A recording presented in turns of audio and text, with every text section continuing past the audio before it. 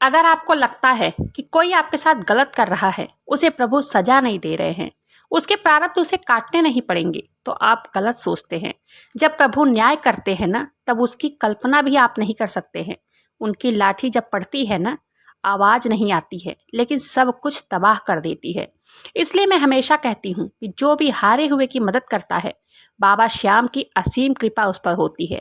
जो हारे हुए को, दुखियों को, गरीबों को, बेजुबान को परेशान करता है, सताता है, बाबा श्याम उसे भी कहीं का नहीं छोड़ते हैं, क्योंकि वो हारे का सहारा है। जो भी व्यक्ति हारा हुआ उनके दरबार में पहुंच जाता है, बाबा श्याम उसको कभी खाली हाथ नहीं लौटाते हैं। आज ऐसी ही कहानी मैं आपको सुनाने वाली हूँ, एक ऐसा चमत्कार जिसे सुनकर आपको भी पता चल जाएगा कि बाबा श्याम के भक्त को परेशान करने पर खुद बाबा श्याम ने उन्हें क्या सजा दिया, और ये सजा इतनी भयानक।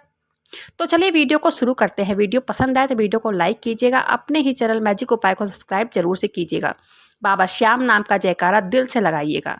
यह कहानी एक छोटे से परिवार की है, जिसमें दो भाइयों की ज्वाइंट फैमिली है। एक का नाम लखन है और दूसरे का नाम विवेक। लखन की शादी को 20 साल हो गए थे, विवेक की शादी को 15 साल हो गया था। लखन के 2 बच्चे थे, एक बेटा और एक बेटी, लेकिन विवेक के कोई औलाद नहीं थी। इसी बात से लखन और उनकी पत्नी मन ही मन बहुत खुश रहते थे कि हमारे औलाद है, इसके औलाद नहीं है। एक दिन विवेक और उनकी पत्नी कहीं जाने की तैयारी कर रहे थे। उनके भाई लखन ताना कसते हुए पूछने लगे कि आज कहाँ की तैयारी हो रही है।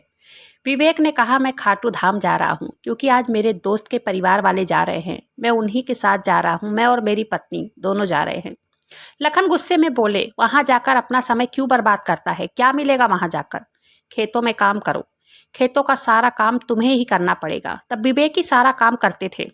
पत्नी कहने लगी कि भाई साहब जाने दीजिए ना, वो परिवार जा रहा है गाड़ी बुक करके, हम उनके साथ जाएंगे, हमारा पैसा नहीं लगेगा, इसलिए हम जा रहे हैं। और हम वहाँ बाबा श्याम से एक मन्नत भी मांगने जा रहे हैं कि हमें भी कोई औलाद हो जाए। लखन ने डांटते हुए कहा, औलाद होनी होती तो इन 15 सालों में हो जाती, तू बांझ है, तुझे औलाद नहीं होगी। अब कोई उम्मीद मत रखो, बकवास बंद करके अपने अपने काम करो दोनों। उनके दोस्त तब तक घर पहुंच जाते हैं। वो कहने लगे उनके दोस्त विवेक से कि तू तैयार नहीं हुआ, गाड़ी आने वाली है, मैं तो देखने आया था कि तू तैयार हुआ या नहीं।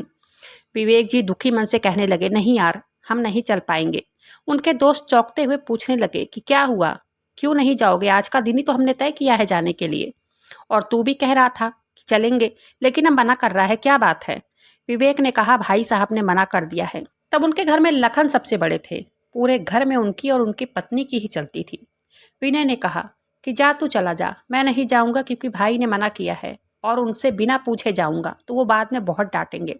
लेकिन फिर वो कहने लगे उनके दोस्त कि चल, उन्हें कोई पता नहीं चलेगा, क्योंकि पास में ही है, जयपुर से 3-4 घंटे का रास्ता है, हम रात तक वापस आ जाएंगे, उन्हें पता भी नहीं चलेगा। चल दर्शन करके आ जा, अपने लिए मन्नत कर, इतने दिन से बच्चे की किलकारी नहीं गूंजी है तेरे घर में, तू अपने बच्चे के लिए मन्नत मांग के आ। तब उनका दोस्त कहने लगा कि उन्हें कुछ मत बताना, तुम लोग दर्शन करके चले आना। विवेक जी उनकी पत्नी ने कहा कि चलो ठीक है, खेत का नाम लेके निकल पड़ते हैं और उनके साथ चलेंगे, बाबा श्याम का दर्शन कर लेंगे और शाम को रात तक हम आ जाएंगे, पता नहीं चलेगा। दोनों जन प्लान बना के उनके साथ निकल चलते हैं। बाबा श्याम का जयकारा लगाते गाड़ी में बैठ जाते हैं और चले जाते हैं। सभी लोग पहुंच जाते हैं खाटू धाम, और वहां प्रसाद चढ़ाते हुए एक अर्जी लगाते हैं विवेक जी, और उनकी पत्नी ने मन्नत भी मांगी अपने औलाद के लिए। फटाफट दर्शन करके वो सब निकल पड़ते हैं वापस घर के लिए। रात तक घर पहुंचते हैं। घर पर उनके भाई लखन उनसे कहने लगे, इतना देर कैसे हो गई खेत से आने में? उनकी पत्नी चिल्लाने लगी, घर में खाना कब बनेगा, रात हो गई है। विवेक जी उनकी पत्नी कुछ नहीं बोले। तब विवेक जी की पत्नी फटाफट खाना बनाने लगी। खाना पीना सबने खाया, रात ज्यादा हो गई थी। विवेक जी और उनकी पत्नी ने सोचा, जेठ जी, जेठानी जी, बच्चों को भी प्रसाद दे दूं, प्रसाद को सभी में बांट कर खाना चाहिए। उनके पति ने भी कहा कि हाँ ठीक है, भाई साहब का गुस्सा भी अब ठंडा हो गया होगा, दे देते हैं प्रसाद। विवेक जी प्रसाद लेकर बच्चों को देते हैं। लखन पूछने लगा कि कहाँ का प्रसाद है? विवेक जी कहने लगे, खाटू धाम का प्रसाद है। लखन भड़क गया और घर में बहुत कलेश हो गया। उनके भाई साहब कहने लगे, मेरे मना करने के बाद भी तू वहां क्यों गया? लखन खूब भला बुरा कहने लगे दोनों जन को। विवेक जी कहने लगे, भाई साहब आपकी हर बात मानता हूँ, आपकी बातों को मैं कभी नहीं टालता हूँ। भैया मैं सिर्फ बाबा श्याम के दर्शन करने गया था, उनसे अपने लिए एक औलाद मांगने गया था। लखन ने गुस्से में विवेक जी पर हाथ उठा दिया और कहने लगे, अगर तू मेरी इतनी इज्जत करता है तो अपनी सारी हिस्से की जमीन मेरे नाम कर, इसी समय कर, अभी कर, क्योंकि मेरा बेटा एक ही है इस घर का वारिस, जो जमीन जायदाद का असली हकदार है। विवेक जी कहने लगे कि मैं कर दूंगा, खेत आपके नाम कर दूंगा या बेटे के नाम, जिसके नाम कहोगे उसके नाम कर दूंगा, लेकिन अभी जल्दी क्या है, मेरे अभी कोई औलाद है नहीं, तो जो भी है सब आप ही का है, मेरे हिस्से का खेत भी तुम्हारा ही है भाई, परेशान मत हो। तब लखन बहुत ही गुस्से में थे, पीछे पड़ गए। अपने हिस्से की जमीन कह रहे मेरे नाम करो या बेटे के नाम करो। तब विवेक बहुत परेशान थे, रोज रोज के ताने लड़ाई से सोच रहे थे हमारी कोई औलाद नहीं है, हमारा दोनों का सहारा ये जमीन खेती तो है जिसे हम बेच बेच कर खाएंगे, और ये भाई हमसे ये भी मांग रहे हैं। दोनों ना चाहते हुए भी एक बात सोचे कि थोड़े दिन हम कहीं और जाकर रहेंगे, भाई भी हम पर प्रेशर नहीं बना पाएंगे उनके नाम जमीन करने के लिए। वो लोग अपने कपड़े लेकर एक रात निकल पड़ते हैं। अगर उन्हें बताकर जाते तो वो जाने नहीं देते, तो बिना बताए खाली अपने कपड़े ले लिए और चुपचाप रात को निकल गए प्लान बना के। वो लोग वहीं जयपुर में कुछ दूर पर 2-3 घंटे की दूरी पर एक कमरा लेते हैं, कमरा किराए पे लेकर उसमें रहने लग जाते हैं। तब वहीं आसपास छोटा मोटा काम मिल गया विवेक जी को, और वो काम करने लग गए, अपना और अपने पत्नी का पेट पालते। तब साथ काम करने वाले एक व्यक्ति ने विवेक जी से पूछा, कहाँ से आए हो, तुम्हारा गांव कहाँ है। विवेक जी ने सब कुछ बताया, यहीं 2-3 घंटे की दूरी पर मेरा गांव है। उन्होंने अपनी सारी आप बीती बताई कि खाटू श्याम बाबा के दर्शन करने चला गया था, इसलिए बहुत लड़ाई हुई, मुझ पर हाथ भी उठा दिया मेरे भाई ने। उनका दोस्त कहने लगा, तुम खाटू श्याम बाबा पर भरोसा रखो, वो तुम्हारे साथ कभी कुछ गलत नहीं करने देंगे, तुम उनकी रोज पूजा करो, उनसे प्रार्थना करो, वो तुम्हारा हिस्सा तुम्हें जरूर दिलाएंगे। विवेक जी और उनकी पत्नी पहले से ही बाबा श्याम की रोज पूजा करते थे। 2 महीने के बाद उनकी पत्नी की तबीयत बहुत ज्यादा खराब हो गई, उल्टी रुकने का नाम ही नहीं ले रही थी। विवेक जी डॉक्टर के पास ले गए अपनी पत्नी को, उन्हें पता चला कि वो माँ बनने वाली हैं।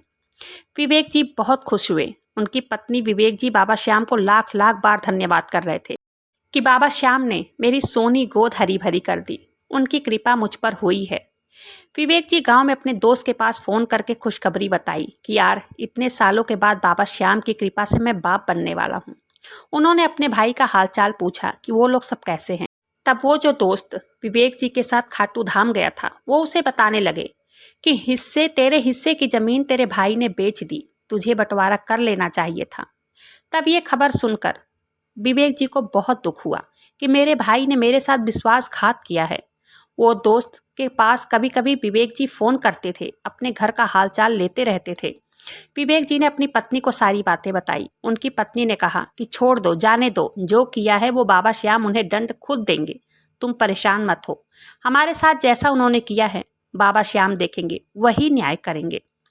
विवेक जी अपने काम धाम पर ध्यान लगाने लगे। उनको एक बेटा हुआ। विवेक जी कमाते, अपनी पत्नी बच्चे का पेट पालते। एक दिन उन्होंने फिर से फ़ोन किया था अपने दोस्त के पास गांव में। उनका दोस्त बताने लगा कि तुम्हारे भाई का बेटा बम्बई गया था अपने दोस्त के साथ घूमने। उसको उसके माता पिता बहुत प्यार करते थे, उतना बल्कि बेटी को नहीं करते थे। बेटी तो 12 साल की थी। वो धीरे धीरे पैसे मांग मांग कर खूब शराब पीने लगा था उनका बेटा बम्बई में, और खूब जुआ खेलने लगा था। यहाँ तक कि 5 लाख का कर्ज किसी से लेकर जुए में हार गया था। वो सारा पैसा लखन को चुकाना पड़ा। और इतना ही नहीं, रात में किसी दुकान से गहने की चोरी, 50 लाख के गहने की चोरी करके भागा है। वहाँ की पुलिस आई थी, धमकी देके गई है।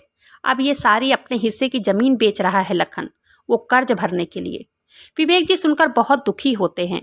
उनकी पत्नी को तो गुस्सा आ रहा था कि इतना तुम मुंह बनाकर क्यों बैठे हो। बहुत प्यार था ना उनको बेटे पे, सर चढ़ा रखा था उसके लिए, और जमीन जायदाद बढ़ा रहे थे। बेटे को और अमीर करने के चक्कर में हमारा हक भी बेच दिया इन्होंने।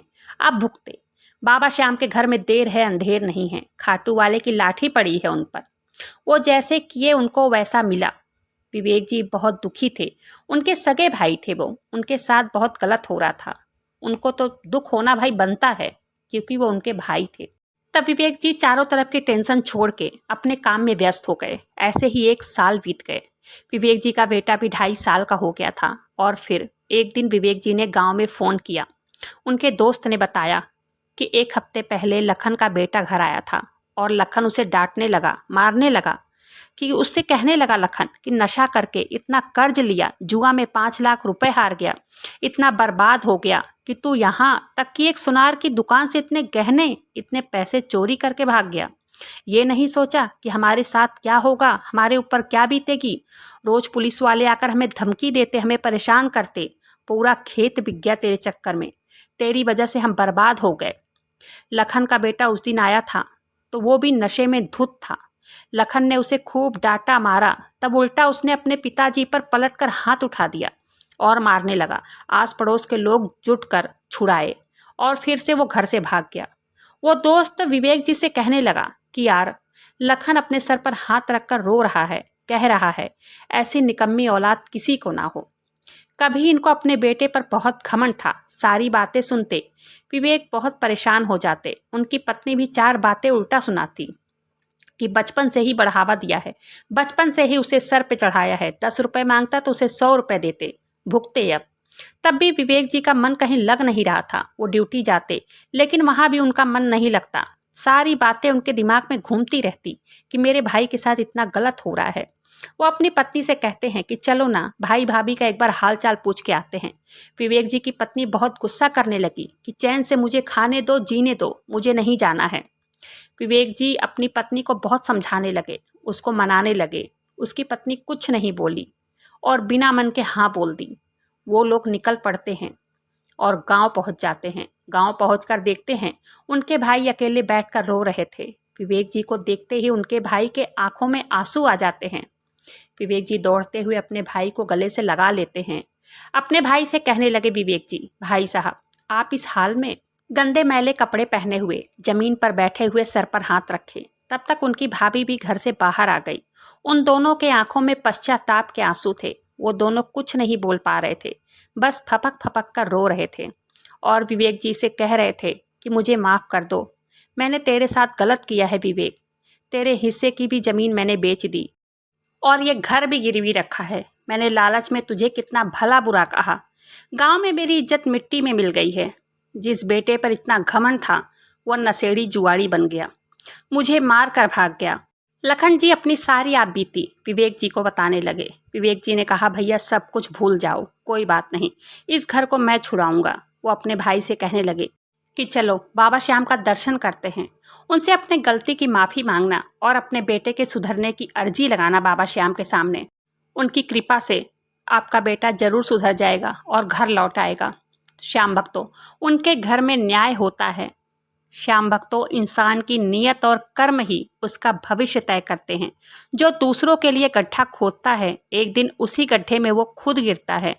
धन दौलत और महल तो क्षण भर का है, लेकिन प्यार, परिवार, ईश्वर में आस्था ही सच्ची दौलत है। जो बाबा श्याम पर विश्वास करता है, जो उनके आगे समर्पित हो जाता है, फिर बाबा श्याम भी उसका साथ कभी नहीं छोड़ते हैं। कभी भी किसी के साथ अन्याय न करें, क्योंकि जब बाबा श्याम देने में आते हैं तो छप्पर फाड़ कर देते हैं और जब लेने में आते हैं चमड़ी तक उधेड़ लेते हैं। आज विवेक जी अच्छा काम करते हैं। उनकी पत्नी जहाँ रहती है कमरे में, वहाँ नीचे उसने रेंट पर एक दुकान लिया है, किराने की दुकान उसमें खोला है। उसी में वो बैठती है, जो कि बहुत अच्छी चलती है। बाबा श्याम की कृपा से विवेक जी ने वो घर भी छुड़ा लिया है। विवेक जी के जीवन में हुई बाबा श्याम के चमत्कार की ये सत्य कहानी यहीं पर समाप्त होती है। वीडियो पसंद आए तो वीडियो को लाइक करें, अपने ही चैनल मैजिक उपाय को सब्सक्राइब जरूर से करें। बाबा श्याम नाम का जयकारा दिल से लगाइएगा। मिलते हैं फिर ऐसी किसी वीडियो के साथ, तब तक के लिए जय श्री श्याम, हारे के सहारे की जय हो।